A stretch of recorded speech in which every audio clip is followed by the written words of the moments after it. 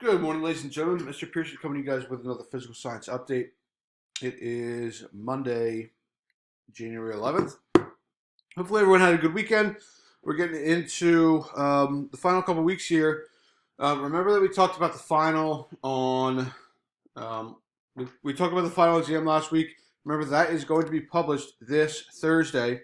So we'll we're gonna have a short quiz that I'll post tomorrow, and then some review materials on Wednesday, and the final exam will come on Thursday. Okay. As for wrapping up Unit 2, Investigation 1, we're still in this yellow Unit 2 folder, Investigation 1. Like I said, this is going to be the last new stuff we worry about for physical science, at least this semester. Going into 1.4, the question here is that if energy cannot go away, right? We've seen that a total energy of a system is going to remain the same. Why don't things move forever? So, like, you might bounce a basketball, or you'll see a lot of pendulums in this activity.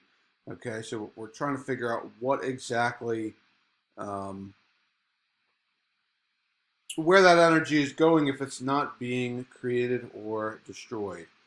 Okay, so a couple warm-up type discussion posts. There is a simulation for you to look at. Because we have the quiz tomorrow, I'm not going to post a check for understanding, but take a look. There's a couple videos, a couple simulations, sort of talking about what's happening to energy as it goes through a series of motion or something like that. So quick and easy this morning. I'll be in touch again tomorrow on the quiz and stuff like that. So any questions, shoot them to me on Schoology. If not, I will talk to you guys later.